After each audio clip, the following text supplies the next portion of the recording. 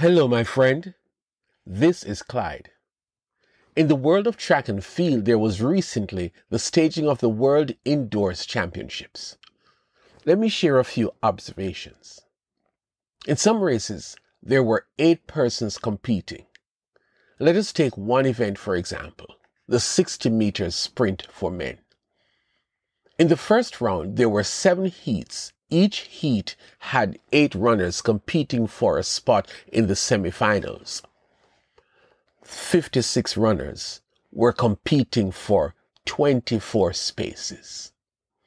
At the end of the 3 levels of semifinal races, 8 men made it to the final. 8 runners were competing for the top 3 positions. These 8 guys were considered the top 8 of 56 who started the first round. And at the end of the finals, there was a reward based on placement: gold, silver, and bronze medals. The winner got a gold medal, and the national anthem of his country was played at the presentation ceremony. At the end of the day, one guy stood atop of the podium, although 55 other persons participated in the 3 levels of the race. What determined who got the gold? By the process of elimination, it was the man who ran the fastest, and the organizers created the opportunity for 56 runners to try and become the top guy. Then there were 24, then there were 8, and then there was 1. That one athlete not only got the gold medal, but walked away from the championship with the bragging rights of being best in the world in that event. But is he the best? Out of all the athletes in the world, there's only one way of finding out.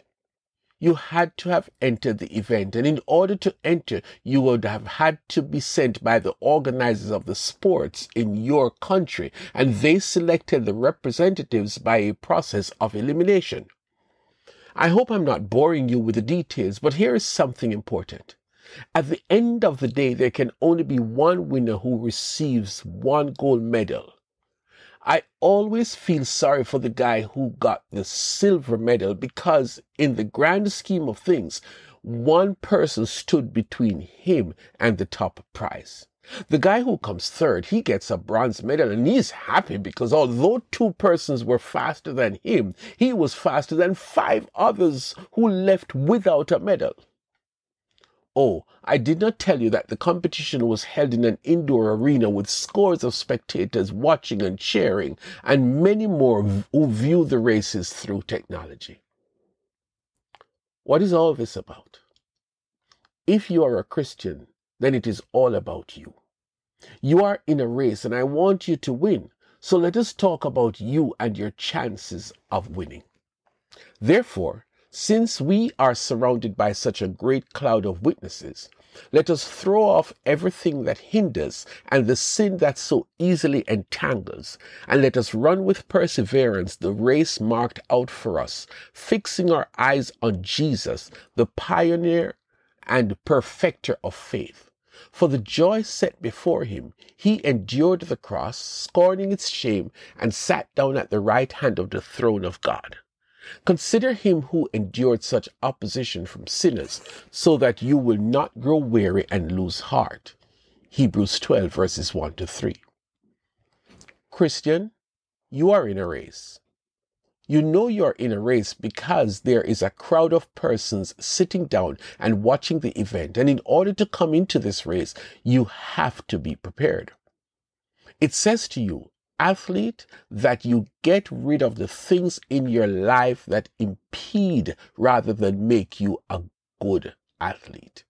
We're talking about the practices that are not good for you, doing wrong things called sin, and at the same time focus on the things that make you a stronger Christian, which includes attending church regularly, reading your Bible regularly, and praying regularly. There is no substitute for these. You could not make it to the championship because you did not prepare, you did not train or train well. Secondly, you are required to run the race that you are entered in. You cannot come to the championship all set to run in the 60-meter race for men and change your mind and say you want to do the 800 meters for women. That does not happen. Christian, you entered this race the day you gave your life to Jesus. That is the one qualification for the race that you are currently in. Now that you're in the race, you must run and run wisely and run with a strategy. In this case, you're advised to have perseverance. The race is not for the weak. It is a race of endurance and you must persevere. How do you stay engaged in the race? Fix your eyes on Jesus.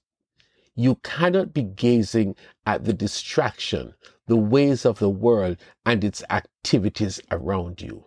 You have to stay focused on the race. And in this case, you have to stay focused on Jesus. Who is Jesus in this race? Jesus is the standard of faith which you need to run this race. Jesus was in a race to the cross, a race to be able to redeem you, and he did not back down. He did not get distracted. He stayed the course with courage and strength, and now that that race is over, he is the winner. He did not tie with any other runner. He is the sole winner of the top award. Make him your example. So while you are running, you are saying to yourself every step of the way, God, help me to be like Jesus. He is the secret of success, and I want to succeed. You can do it. So get back in the race and follow the rules. At the end of the race, you will receive the crown of righteousness which the Lord, the righteous judge, will award to me on that day, and not only to me, but also to all who have longed for his appearing. 2 Timothy 4 and verse 8.